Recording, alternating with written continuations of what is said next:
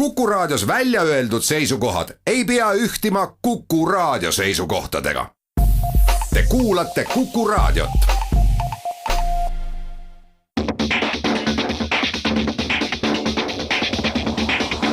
Autotund.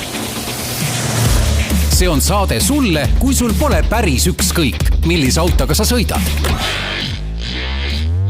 Tere kuulajad, Autotund taas eetris, stuudios Tarmo Tähepõld, Martin Mets ja Margus Pipar Geeniuse uudisteportaalist. Räägime täna sellest, et Briti saartel sai kütus otsa. Räägime sellest, et peagi tõusevad Eestis kiiruskaamera trahvid. Sõitsime kahe tavalise ja loodetavasti päris olulise autoga.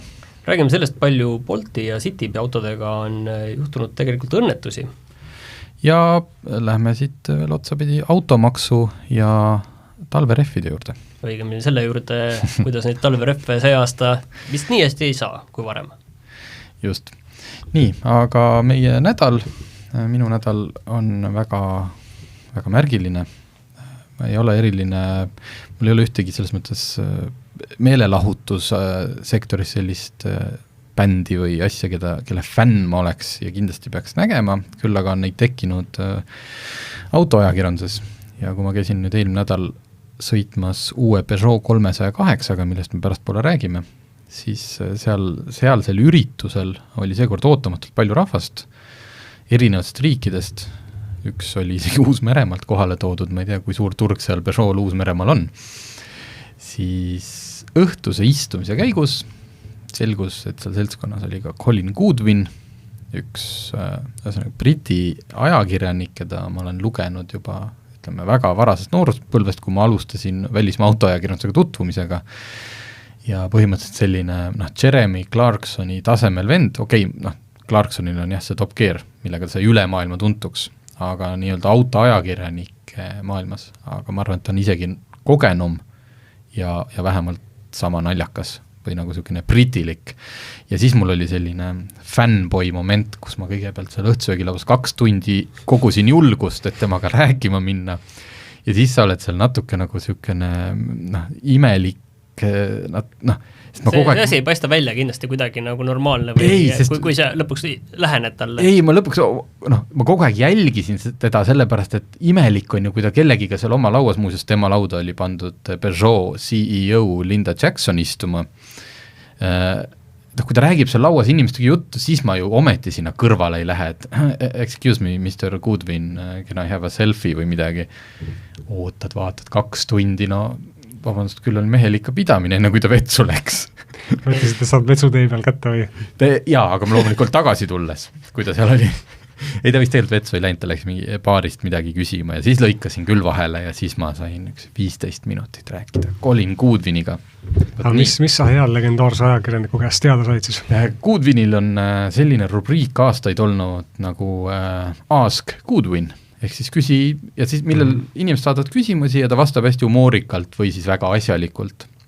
Ja mina loomulikult lähenesin küsimusega oma isikliku sõiduauto teemal, mida ma viimasel ajal aina rohkem olen plaaninud maha müüa ja ma tahtsin selgust saada, kas ma peaksin oma Alfa maha müüma või on see mingi auto, mille pärast mu lapsed kunagi lähevad veel tülli, kumbi see auto endale saab. Võt nii, ma võin sellest kunagi, ma ilmselt kirjutan sellest, kuidas ma Colin Goodwiniga ja mis see vastus siis oli? Ja mis see vastus oli just? Nii, aga lähme nüüd täiesti maisemate teemade juurde, et minule jäi sellest nädalast silma see asi, et peagi ilmselt meil tõusevad kiiruskaamera trahvid ja tõusevad korralikult. Korralikult tähendab siis hetkel on see, et kui miinimum on vist võimalik 9 eurot. 3 eurot on kilomeetri ületamise eest, aga ta ei lähe nagu ühte ei ole võimalik saada. 9 see on nagu miinimum ja sealt hakkab nagu astmete kaupa minema, 3 eurot kilomeeter, siis nüüd see tõuseb 5 peale, nii et see tõus on peaaegu 2-kordne. See tähendab seda, et kui praegu ületad siis kiiruskaamera ees kiirust pluss 10 ja saad 30 eurot trahvi, siis varsti saad selle eest pluss 50 ja on üsna ilmselge, et see tegelikult võetakse, praegu on see eelnõu, aga see võetakse ka vastu sellepärast, et see on seotud selle järgmise aasta riigieelarvega ja ju siis sinna on juba sealt korralikud tulud siis arvutatud ja on plaanitud, et see seadus jõustub 1. märtsist järgmisel aastal. jah, sellest aktsiisitõus vist lükatakse edasi või see diislikütuse aktsiis taastumine vanale tasemele, et kuskilt tuleb näpistada need autojuhtide eurod ikkagi endale. Aga kas need trahvid on praegu madalad? No üldiselt nii palju, kui mina olen kuulnud inimesi, kes on saanud selle hoiatustrahvi siis kätte, eks ole, siis enamasti on kommentaar ikkagi see, et kuule, see 9 eurot või see 12 eurot, et see ei tähenda nagu midagi. Kui ma ise olen seda saanud, siis mitte selle summa pärast, aga fakti enda pärast ikkagi ma sõidan nagu edaspidi jälle rahulikult. Tüüt on maksma minna seda ei saa niimoodi, et sul tuleks kohe tuleks moblale ja siis on see, et pay ja sõidad edasi. Ja seda ei ole, on ju, aga ma olen nõus, et see tegelikult on natuke selline, et kui sa elad korteris, siis maksad nagu veearvet, et see on väike klõks ja tehtud ja ta ei ole selline summa, mis, kui sa just seda kõrgemas otsas seda ei maksa, sellepärast, et maksimummäärad ka tõusevad, praegu on tegelikult maksimummäär 180 eurot, see tõuseb 300 euro peale. Et võib-olla see 300 eurot juba natuke paneb mõtlema, aga ilmselt siis võib järgnevad ka juba teised sanktsioonid. Ja no iseenesest on ka see selles mõttes loogiline, et ta tõuseb, et on ju algusest peale ongi see 3 eurot nagu olnud see taks, et aeg on ka päris palju edasi läinud, eks. Nii et kiidame heaks. Tubli valitsus. Aga see ei ole veel kõik, et tegelikult nüüd saab ka Maksuamet, nii palju kui ma sellest eelnõust aru sain, Maksuamet saab õiguse neid trahve ise välja nõuda, mis tegelikult tähendab seda, et näiteks kui sa veebruaris teed selle tulumaksu deklaratsiooni ja seal siis on tagastus sulle, ütleme, et 300 eurot, siis need trahvid, kui need on maksmata, need arvestatakse sealt maha. Ja sa saad kätte selle summa, mis riigi ees ei ole võlgu. Pole seal viimasel ajal mingit raha enam saanud sealt tulumaksust millegi pärast. See ei ole ka veel kõik, selles mõttes võib-olla kõige huvitavam asi siin on see, et sellest on tükk aega räägitud, et ka kohalikud omavalitsused saavad õiguse panna ise püsti, nii linnad kui vallad, kiiruskaameraid.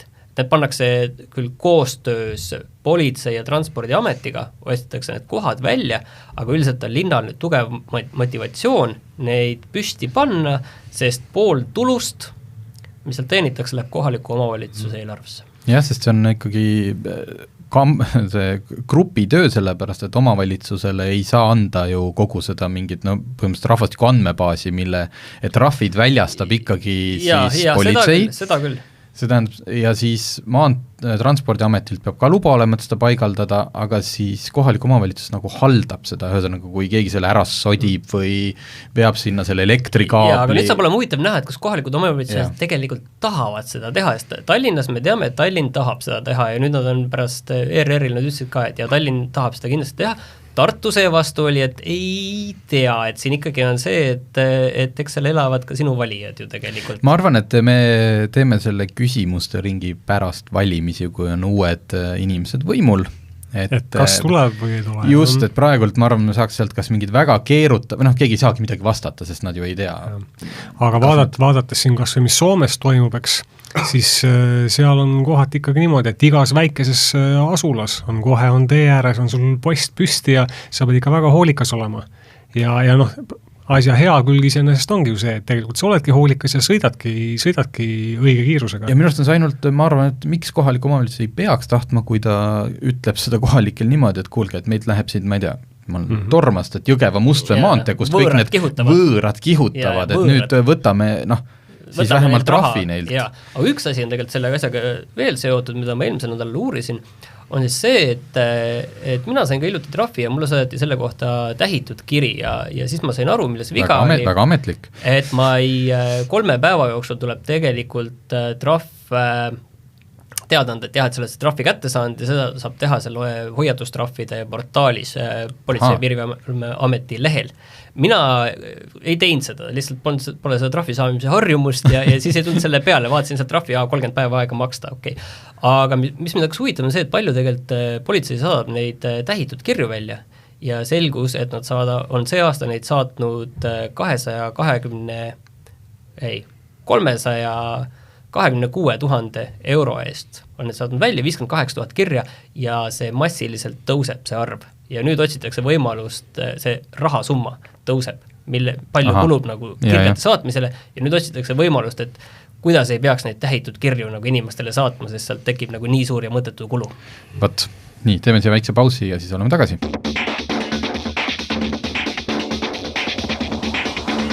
autotund. See on saade sulle, kui sul pole päris ükskõik, millise autoga sa sõidad. Autotund tagasi eetris ja pidime rääkima siis millest, et brittidel sai kütus otsa. See on tegelikult päris mitu päev vana uudis, võib-olla on selleks ajaks, kui saade eetris ja läheb juba nende tanklat taas ääreni kütust täis. Üks naljaks osa oli seal see, et Briti valitsus kaalub natuke oma sõnade söömist ja et kogu see kriis ära lahendada, siis nad vist pidid andma välja umbes 5000 ajutist tööluba võõrrekka juhtidele, kes probleem, seda kütust veaks. Parandage nüüd mind, aga nii palju kui mina olen aru saanud, siis probleem neil ei ole see, et maailmas oleks bensiin ja diisel otsa saanud, vaid probleem on selles, logistiline. Neil on logistiline probleem, et neil ei ole inimesi, kes tooksid neile rekkadega selle kütuse kohale. Just, ja juhtus sama asi, mis juhtus meil eelmine või üleelmine märts poes selle vetsupaberiga, et keegi kuskil ütles, et vist saab otsa ja siis on juba lumepalli efekt, siis kõik inimesed lähevad ja ostavad need tanklad tühjaks ja siis sul ei ole enam. Ja see oli olnud ikka päris traagiline, selles mõttes, et inimesed, kellel päriselt oli vaja sõita, ei saanud oma autodele, ma ei tea, alates kiirabi autodest ja neil ilmselt on kuskil haigla juures see mingi varukütus, aga ühesõnaga elu ikkagi jäi seisma ja sellest juba kirjutati, ma vaatasin Autokaaris arvamuslugu, et see kütusekriis näitas, et kui suur on inimeste seesama see range anxiety või see, et sa ei saa äkki sõita ja mis otseselt puudutab elektriautosid, et mul peab olema kogu aeg see aku täis või mul peab olema kogu aeg saada see kütus. Muidugi elektriauto pooldajad kohe ütles, näete, elektriautodega seda ju ei juhtuks. Paned kodus seina, ei peagi üldse tanklasse minema, just nimelt. Seda, et meil tuleb elektrikriis siin peale, siis või varsti... mitte elektrikriis, ütleme, sul on, ma ei tea, et mingi linna osas on 2 päeva elekter ära või, ja siis kui kõik need elektriautod seisaks seal nüüd seal laadimissabades, USA-s on tavaliselt mingi tänupühade või ajal on need Tesla Superchargerites on selline 30 autot järjekorras. Et seal sa ei saa ju oma... Sellega tuleb meelde see, et siin ju hiljuti Jõgeval ei olnud 2 päeva elektrit suures linnas, et ma ei tea, mis üldiselt meil varustuskindlus on ju üsna hea elektriga, aga et selliseid asju juhtub. Vähemalt seda, et meil kütus saaks meil otsa, et seda muret nagu ei ole, sest kütus lõi meil uue hinnarekordi, võib-olla inimesed lihtsalt ei lähe seda vastma, et kütus maksab siis mitte 1 sent, vaid 1/10 senti alla 1,5 euro. Huvitav, kui kaua need bensiinimüüjad hoiavad seda, et ei ületaks, 98 on läinud üle 1,5, et see postidel see 1,5 nagu on ilutsenud, aga et seda 95 hoida 1,499 peale, sest see on nagu niisugune nende jaoks ka ilmselt märgiline. Ma ei tea, ma arvan, neil ei ole mingit hirmu. Mina kahtlustan ka pigem on ikkagi see vaata, et saaks juba tõsta. Et nagu see 1,499, kui see tuli posti otsa, siis on see küsimus, et kelle posti otsa see esimesena tuli. Ega me ei tea ju. Või tuli see välja kuskilt, vist ei tulnud, sest ta käis nii sünkroonis käis see liigutus, et kui see läheb üle 1,5 ka, siis see on ühel hetkel kõigil 1,519 ja kellel nüüd see esimesena oli, keda sa süüdistad, ei tea, ja eks sul kütust on ikka vaja osta ja eks sa siis võtad ikka selle tankla, kus sa tavaliselt käid, ei hakka teda vihkama selle pärast. Jah, peaks tegema selle osalusvaatluse ikkagi paigaldama mingid kaamerad ja hakkama vaatama, kelle tanklas muutub esimesena. Ja või muutub sekundi pealt. Ja kui kiiresti teised järgi tulevad. Selge.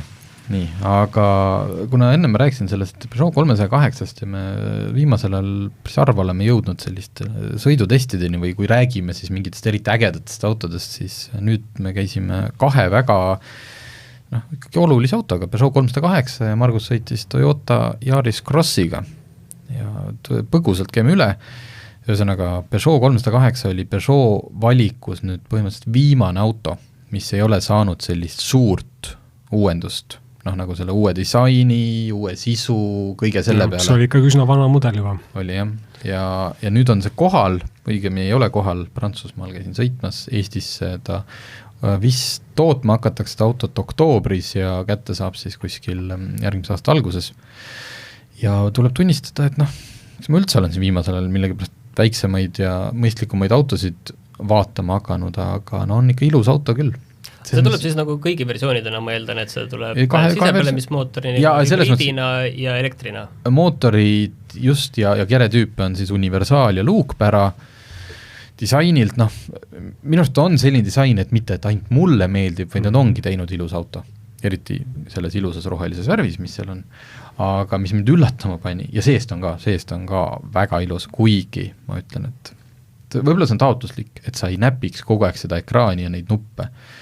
See jubedalt läikiv asi võtab kõik sõrmejäljed, loomulikult meile anti sõitmiseks, eks ju, desinfitseeritud, täiesti puhas auto ja siis istud seal, sätid midagi paika ja juba sa vaatad, kuidas see ekraan on rasvane. Jah, ja kole, aga muidu disainilt on sisu väga-väga ilus. Aga kes sellel konkurendid üldse on sellised otsesed? Volkswagen Golf, Kia Ceed, Toyota Corolla, jah. Aga kuidas see nendega suhestub? Uus auto on ikka oled parem, aga ei, suhestub ikkagi sellega, et mulle see auto, see on emotsiooni ost, või mitte emotsiooni ost, aga sa ostadki emotsiooni, mida sa näed. Peugeot on jah ikka emotsiooni ost, mina olen ka seda teinud ja nad näevad välja alati head, et minu meelest on näinud, et aga see on üks ei, ta ikkagi on praegult, kui Kia ikkagi on oma 7 aasta garantii ja ta on natuke universaalsem või ta ei ole nii läinud sellise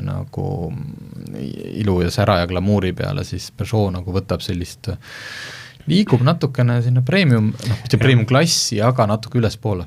Seal grupis ongi tegelikult ju asjad on üsna selgelt hakkavad välja joonistuma, et Peugeot'st tahetaksegi teha nii-öelda premium autot, mõni teine, kes seal on Opel ja Citroen, eks ole, ja need on natukene madalama taseme autod. Ühesõnaga väga hea ja hetkel ilmselt ikkagi klassi 1 liidreid, aga väga huvitav oli see, et seal valikus on jätkuvalt ka diiselmootor. Jah, mida ei saa enam sugugi kõikide autode kohta öelda. Just, ja siis on bensiinimootor, tipneb 2 pistikhübriidiga, millega saab elektriga sõita 60 kilomeetrit ja paari aasta pärast peaks järgnema ka täiselektriline. Aga ühesõnaga, see põgus sõit seal Prantsusmaal jättis küll et Peugeot on viimase paari aastakümne ikka ühes tugevamas kohas oma mudeli valiku ja kogu selle oma olekuga. Ja sinu Toyota Yaris Cross? No Yaris Cross on kahtlemata väga oluline auto, et väikesed linnadžiipe müüakse ju palju, eks ole. Toyota on Eestis alati populaarne olnud ja nüüd siis ongi, et Yarisest on tehtud natukene suurem, natukene kõrgem ja uhkem versioon. Mis selle auto puhul ehk veel oluline, et seda saab ka nelikveolisena, et selles mõttes võib ka tegelikult linnadžiip öelda selle kohta, et enamasti, aga väga paljudel juhtudel selles klassis näeb džiibi moodi välja, aga on ikka puhtalt ainult esiveoline auto. Aga kas veel on üldse, millised sellist päris väiksed sarnases klassis üldse on veel nelikveolised? Esimene meenub Suzuki Vitara. Jaa, väikesest Dacia, eks ole. Dacia Duster.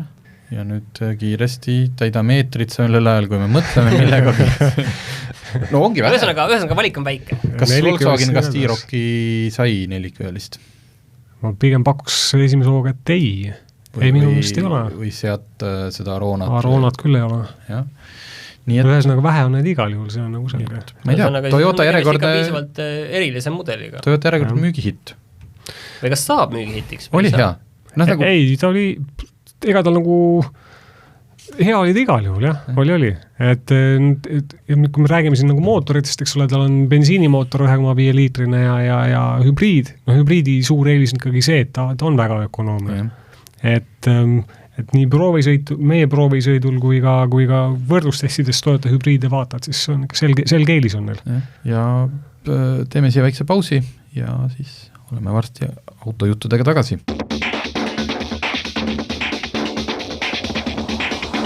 Autotund. See on saade sulle, kui sul pole päris ükskõik, millise autoga sa sõidad. Tarmo Tähepõld, Martin Mets, Margus Pipar Geenius uudisteportaalist. Ma selle Yaris Crossi kohta tahtsin öelda, et huvitav, Toyota ei ole millegipärast avastanud või hakanud tegema neid 1-liitriseid mikromootoreid, et 1,5 liitrine selles või... Jah. Okay. Aga kus need hinnad algavad ja kuidas see konkurentidega... 308 puhul ma ei oska öelda, sest et need ei ole veel avalikustatud. Toyotaga on see asi, et siuksed, et sa normaalne versioon saada, siis sa pead ikkagi üle 20 000 euro maksma. Tundub kallis, aga reaalselt, kui sa hakkad vaatama nüüd autode hindasid, siis sinna nad kõik ongi läinud. Hübriid, selle kohta võib ehk juba tõesti öelda, et ongi natukene kallis, et seal normaalse varustusega ja veel nelikveoline, siis see maksab juba üle 25 000 euro.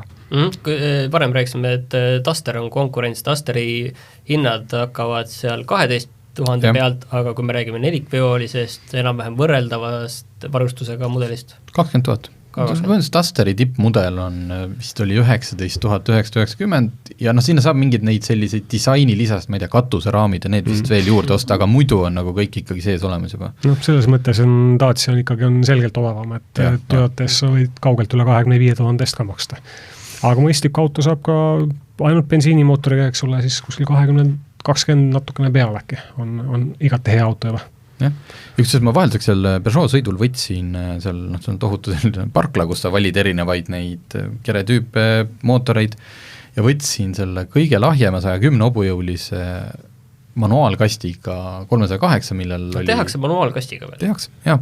Millel oli veel seda ekraanindust natuke vähem ja ausalt tegin tunnise ringi ja ma ütleks, et jälle, kui sa võtad oma vanematele, kes näiteks ei taha ikka veel automaatkastist midagi kuulda, väga timm oli, selles mõttes kõik see jõudlust oli piisavalt varustust kõike, aga jällegi, sest on vähe kasu, kuna ma ei tea, mis see maksab. Loodetavasti lähikuudel selgub. Nii, mille me tahtsime rääkida? Boltist ja Citybeest. Eelmine nädal, kui me seda lugu ja seda ülevaadet tegime, siis oli kõik veel, oli natukene sellise väikse huumori taustaga, et kuidas neid jäetakse ilma ratasteta metsa alla ja pargitakse mingite kännu otsa. Kahjuks pärast seda tuli üks traagiline uudis, kus Bolt Drive'i autoga sõideti nüüd ka inimene surnuks ülekäigurajal. Juht oli joobes. Et üldiselt ikkagi Bolti esindaja ütles, et õnnetusi vist juhtub äkki, kas ta oli 1% autodest või? See 1% on nagu hästi selline, see tundub, et on ju nagu madal ja hästi väike number on ju, aga kui me võtame siin samas vaatame välja, mõtleme, et siin palju meil autosid sõidab iga 100 autoga peaks õnnetus juhtuma. Iga 100 sõiduga, mis tegelikult meil sõidab mööda, peaks juhtuma mingi jama, et me ei tea tegelikult, need õnnetused võivad olla nagu väga sellised kerged seal, et keegi on kuskil natukene kraapinud autot vastu kuskil mingit äärekivi või nivisi, või need võivad olla väga tõsised õnnetused, aga ikkagi iga 100 sõitja, kui sa nii mõtled, siis see tegelikult tundub nagu päris suur number. Jah, et see on nagu, ammu teada, aga vajab nagu ikkagi ülekordamist, see, et sa võtad see Bolti auto, kui saadakse teada, et sina olid seal roolis ja kuidagi saadakse ju teada, sest muidu sa ei saaks võtta, siis ei, see, et see on mingi lühirendi auto, ei vabasta sind mitte ühestki vastutusest. Kui sa selle purjuspäeva puu otsa sõidad, maksad selle auto täiega kinni. Plus trahvi veel Boltile. Just, kui sa sellega kihutad, kõik need asjad nagu kehtivad, nagu see oleks tavaline auto. Ta ei erine kuidagi.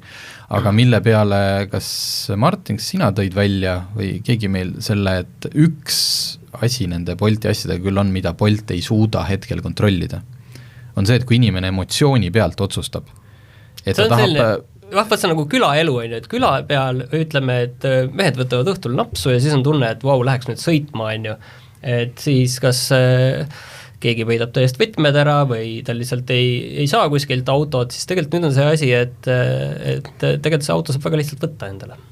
Jalutad kodu poole, telefon on taskus. Ja, et sa oled kunagi teinud täiesti, sul ongi ametlikult see Bolt Drive'i konto, sa oled sõitnud, ma ei tea, 10 sõitu täiesti korralikult ja kõik, aga siis sa oled see tüüp inimene, kes leiab, et purjuspeaga on rooli minna ja siis see juhtub, et see on jah, et küsimus on see, et kas peaks alkolukk olema nendel autodel? Ma imestan, et seda varem pole nagu valjemalt räägitud, sest tegelikult see alkolukk ei ole ju mingi uus tehnoloogia ega mingi võõras asi, et siin naaberriikides jälle toome Soome näiteks, eks ole, siis on taksodel on ikka tohutult ammu on see juba peal. Aga on, vaata taksod, see on praegult on eriti selle COVID ajal on vist seal alkolukuga see, et kuidas seda teha nii, et see et kõik me sinna sisse tatistame, et see nagu hügieeniline oleks, et taksojuht on, eks ju. Aga taksojuht ju keegi teine, nojah, okei, ta ise, taksojuht jah, aga Boltil tõesti, et kuidas sa selle kas ma tahan sinna puhuda, kui ma ühesõnaga see on, ma arvan, see on väga lihtsasti lahendatav, aga jah, et igaks juhuks. Aga nüüd pärast õnnetus tegelikult Bolti esindaja ütles ka, et nad ikkagi kaaluvad seda alkoluku varianti. Jah, ja et neid õnnetusi juhtub vähem kui 1% sõitudest, me igaks juhuks, et me pärast ei oleks levitanud valeinfot. Mitte 1%, vaid vähem kui 1%. Aga tegelikult, mida Bolt tõi veel välja, on väga huvitav, et nad tegelikult jälgivad ka nende lühirendi autode kiirust ja sõidumaneere. Et siis GPS-id on peal, ma eeldan, et rohkem vist ilmselt seal väga midagi ei ole, et võib-olla tegelikult seal on sellised asjad nagu telefoniga saaks võib-olla mõõta ka veel igasuguseid asju. Ei no mingid boksid, mis seesama GPS-boks ilmselt mõõdabki nagu seda, ma ei tea, Tesla ju salvestab ka sul kõik info, no kindlasti autod ei salvesta niiviisi nagu Tesla neid asju, aga lihtsalt see on nagu huvitav asi, mille peale nagu need rentijad võisid ka mõelda, et tegelikult kui sa mõtled, et suva, et ma külavaheteel lasen 120-ga selle Boltiga, siis tegelikult ühel hetkel võib juhtuda nii, et järgmine kord sa seda autot ei saa võtta enam. Ja see on üks asi, aga teiseks Bolt Drive'i rendiautoga siin on öelda, paarutajad võivad saada ka 2000 euro suuruse leppetrahvi, millele sa oled seda äppi kasutama hakates tegelikult alla kirjutanud. Ma arvan, et keegi ei ole seda lugenud. Absoluutselt ei ole. Seal on väga palju valesti, väga palju tegelikult on neid lugege, minge... Aga see on nüüd jälle huvitav asi, kui palju Bolt tahab neid asju tegelikult sisse nõuda. Et see on nagu juba teine asi. Sest kuidas see nende ärile mõjub ja nendele kuvandile, see on juba jah, et kas sa tahad nagu iga teist tüüpi, kes siin sõidab 90 asemel 100-ga, et kas sa lähed nagu menetleme teda isegi, kui sa saad sealt trahvi, et aga mingid sanktsioonid nagu ei oleks ilmselt pahad, sest isegi lihtsad loodusvaatlused siin liikluses näitavad, et Bolti autot tuleb ikka karta tihti peale. See on tõsi, et täitsa hulle manöövreid tehakse. Ja kihutatakse ja ikka... Ei, no see on see, et sa ei see ei ole su enda auto. See on ju kohe, see on ju teada, see on juba kolhoosi korrast alates, miks see kõik kokku kukkus, et kui see ei ole kellegi oma, siis, või tähendab, see ei ole kellegi oma. Aga mõistlik inimene võtab ikkagi auto nagu ühest kohast teisi jõudmiseks, mitte kihutamiseks. Samal kui meil oleks mõistlikud inimesed maailmas, küll oleks ilus elada. Aga sellega öeldaksegi, et kui vanasti oli kõige hullem auto maanteel oli valge kaubik, siis nüüd on see Bolt Drive'i auto ja veel hullem versioon sellest on Bolt Drive'i valge kaubik. Jah, ei ole enam. Kõik BEM-i vennad saavad rahulikult hingata, nemad ei olegi nagu see ühiskonna kõige suurem kurja juurde. Aga räägime veel rahast. Et siin huvitav asi tuli välja, mida ma imestan, et me kõigi rahast. Et millest varem ei olegi räägitud. Et Eestis on auto registreerimine võrreldes naaberriikidega nii Leedu ja Lätiga, aga ka väga edukate ja kõrge elujärjega riikidena nagu Soome ja Rootsi väga kallis auto registreerimine. Kordades kallim, et raske on ka aru saada, kuidas see nagu võimalik on. Suur tänu kuulajale, kes meie tähelepanu selle juhtis, et te võiksite võrrelda, et siin on natuke see, et meie naaberriikides on olemas mingi automaks, siin on hästi keeruliselt lahti seletud, millel see tugineb, aga kui me räägime registreerimisest, siis teatud hetkedel on Eestis auto esmaregistreerimine kallim kui Leedus auto esmaregistreerimine, kuhu on juurde arvestatud ka juba automaks. Okei, Leedus sa pead seda automaksu maksma iga aasta, aga vähemalt esmaregistreerimisel. Ehk et Eestis auto esmaregistreerimine on 130 €, aga tore, aga sa pead juurde ostma ka numbrimärgid.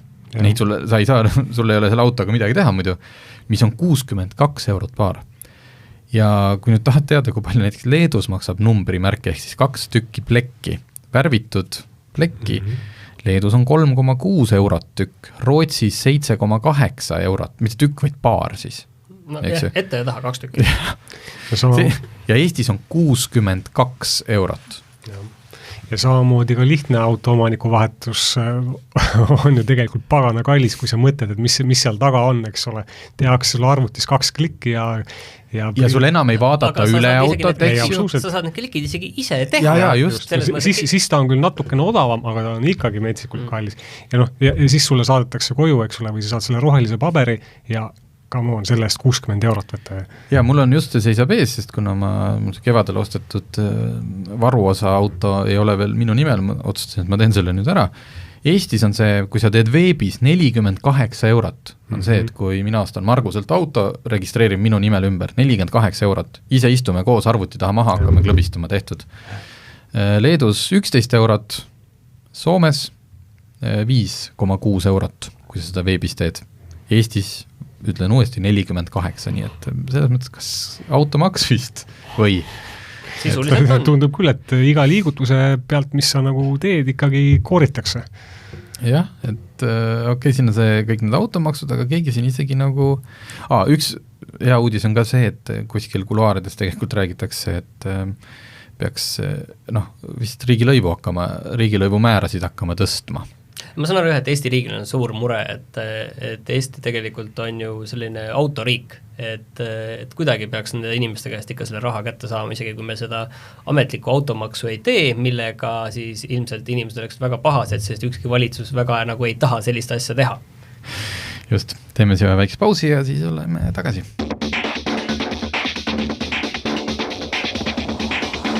Autotund. See on saade sulle, kui sul pole päris ükskõik, millise autoga sa sõidad. Autotund tagasi eetris, Markus Pipar, Martin Mets ja Tarmo Tähepõld Geenius uudisteportaalist. Korraks selle eelmise teema juurde, et kas Eestis peaks automaksu sisse viima? Lisaks siis veel registreerimis sellele. Ütleme, sa oled inimene, kes ei tegele iga aasta, iga päev autovahetustega. Kas kui sinu autole nüüd automaks tuleks, et on see vajalik? Minu autol on juba automaks olemas selles mõttes, et vastavalt sellele palju ma sõidan, et selle nimi on kütuseaktsiis. Bensiini oma ka veel, nii et see ei ole see diisli oma, mis jääb ka järgmisest aastast samale tasemele, et minul on täpselt vastavalt sõidule, mina maksan automaksu. Ja see ongi väga loogiline selles mõttes, et kes sõidab vähem, ta kulutab vähem teed, eks ole, ta võtab linnas vähem ruumi, ta saastab vähem õhku, ta peabki vähem maksma, ta maksabki vähem kütuseaktsiisi. Ja see on ka seotud auto võimsusega, kui mul oleks võimsam auto, siis mul kuluks veel rohkem kütust, kui mul oleks ökomauto, siis ma kulutaksin veel vähem kütust, nii et milleks teha veel ühte asja, mis dubleerib või asja, mis olemas on? Selge, sinu jutu peale tõstetakse meil aktsiisi, ehk siis väga hea, meil automaksu meil ei tule, tõstame aktsiisi, et selge, siis on nii. Huvitaks mõnes riigis on ka automaks läbi sõidu pealt, mis ju veel kõige rohkem nagu kahjustab nii teid kui ka keskkonda. Ei ole kuulnud. Vaataks nagu aasta lõpus palju sõitnud oled ja siis käib saad sarve koju. Raske kontrollida ilmselt ka väga tüütu bürokraatia. Kus bürokraatiat armestatakse, ma arvan, et see oleks isegi seal võib-olla liiga. No ülevaatusel, aga seda kerimist, mis siis pihta hakkaks. Nii, aga 4. ja jälle tekib küsimus, et kas meil tänapäeva maailmas, kus meil on nüüd peaaegu 2 aastat on olnud üks viirus ja nüüd nagu kõik asjad lähevad selle kaela, et nüüd on nõudlus suurenenud, miks meil on nagu elektri, kütuse, kõige hind tõuseb, et nõudlus taastub, et kuidas me ennem elasime. Näiteks nüüd on järjekordne probleem, järjekordne defitsiit, järjekordne puudus, hakkasime uurima, et vist talvereffidega läheb kehvasti või? Jah, siin tuuakse küll põhjused natukene muud, mitte nõudlus, aga tõsi ta on, et talvereffid on läinud kallimaks, ilmselt lähevad veel ja mis veel hullem, sa võid ju tahta neid osta ka selle kõrgema hinna eest, aga sa ühel hetkel ei pruugi neid saada. Et defitsiit. Jah. Ja tingitud siis sellest, et tehased olid kinni ja midagi toota ei saanud ja vedada ei saa ja vedada ei saa ja transport on läinud metsikult kalliks ja eriti kaugemalt tuues on transpordikulud 5 korda võrreldes varasemaga tõusnud. Et kõik see kajastub hinnas ja kuna ka väidetavalt on nagu tootmisressursse kätte saada raske või kohati võib-olla isegi võimatu, siis räägitakse ka, et rehv ei suudeta toota nii palju ja selliseid nagu vaja. Nojah, see on nüüd küll siis halb uudis. Ma praegu just tund aega tagasi vaatasin enda autole, mul on vaja osta, ma isegi ei otsustanud, kas veel naast või lamell, aga praegu on tegelikult veel valikut ühe populaarse rehvimüüja juures vaatasin seda, et valikut nagu täna veel on.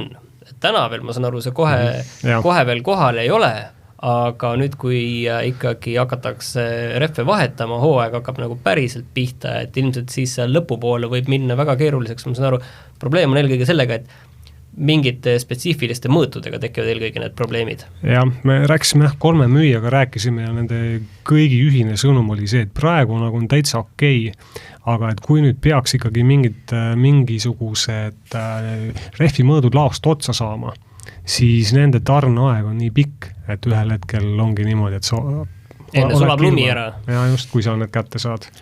Ehk et teine sõnum, mis neil oligi siis see, et ärge venitage, et praegu võib-olla tõusevad ka hinnad, eks ole, aga igatahes, et kui teil on plaanis talverehvid osta, siis venitada ei maksa, et praegu on, aga kas ka paari kuu pärast on, seda ei tea.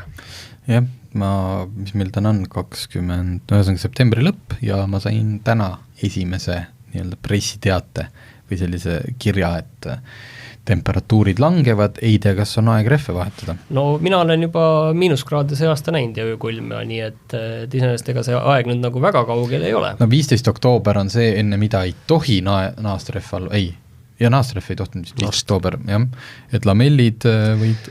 Lamellid, kui ilmad on ikkagi juba jahed ja töö küll mähvardab, siis on mõistlik lamellrahvid alla panna, et sest jah, et selle lamell muutub tegusamaks, vist oli 7 kraadist, 7 või allapoole. Soovitatakse, jah, et siis... Ja kohustuslikud on siis talverehvid alates 1. detsembrist, on ju? Vist on nii, jah. Iga aasta me seda kontrollime ja alati unustame ära, sest et seda vaata mõnikord liigutatakse, et kui ootamatult oktoobri alguses lumi maha tuleb, siis võidakse seda ettepoole tuua. Aga mina ei tea. Lamellrehv on igal juhul mõistlik alla panna, siis on see, et esiteks on sul see tehtud, sa ei pea pärast kuskil pikkades järjekordades seisma ja ega ka kartma seda, et nüüd on järsku jäämaas ja mul on ikka suverehvid all.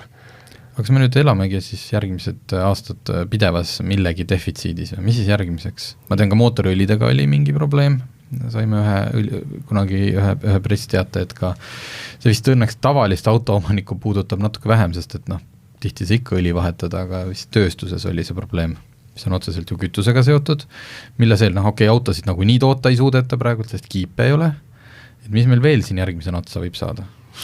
No me ei ole seda veel uurinud, aga ilmselt tasuks varuosa müüjate käest küsida, et kas ka neil on mingisugused tarneprobleemid ja kui sul auto katki läheb, kas sa saad vajaliku jupi või mitte.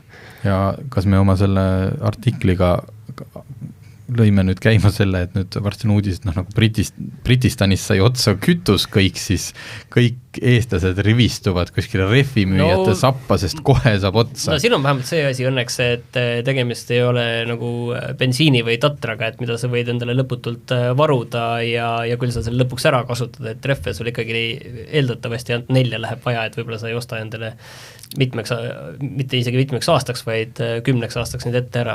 No natuke siin on nüüd see mure, et kui tõesti keegi arvab, vaatab, et tal on enam-vähem see lamell, suve otsa olen sõitnud ka, ja siis nagu tal jääb see mulje, et võib-olla ei hakka reaalselt kontrollimagi, kas need hinnad on tõusnud, rehvid on praegult kallid, näiteks nagu, ma ei tea, paljud inimesed ei hakka praegu ehitama, sest et ehitushinnad pidid laes olema. Ja nüüd ei hakka seda rehvi ka ostma, või siis reaalselt ta ei saagi oma autole seda mõõtu, või ta viitsi otsida ja nüüd siis on meil see talv ootab ees mingi liikluses autod, kes nii-öelda rehvi defitsiidi või ma ei tea, teadmatuse või kokkuhoiu tõttu ei vaheta lihtsalt rehvi ära. Tegelikult nende rehvide koha pealt on üks asi veel, et mina ostsin eelmise aasta lõpus endale suverehvid natuke enne seda rehvi vahetust, kuna lihtsalt need olid liiga õnnetusseisus ja kui ma vaatasin praegu, palju nad maksavad just selle lootusega, et palju nende hind tõusud on, siis ma vaatasin, et need 4 rehvi kokku tegelikult olid läinud sama müüja juures 120 € odavamaks. Vaata, praegu võib-olla ongi õige aeg suverehvi osta selles mõttes, et kui sul on suverehvid kulunud ja sul on järgmine hooaeg uusi vaja, siis praegu ilmselt tehaksegi väga head hinda suverehvile, sest keegi neid niikuinii ei osta, eks ole. Ma ostsin täpselt aasta aega tagasi, et siis oleks ka hea, aga samas võib-olla ma ostsin suhteliselt kallid rehvid, et võib-olla see oli lihtsalt see alguse juurdehindlus, mis sinna oli niikuinii juurde pandud, et ja vanem mudel lastakse allapoole, kui uus mudel jälle peale tuleb. No võt, ühesõnaga ilmad hakkavad külmaks minema, hakkavad autosid talveks ette valmistama, rehve ostma ja meil vist on tänase saate teemad oleme läbi saanud. Kuuleme jälle.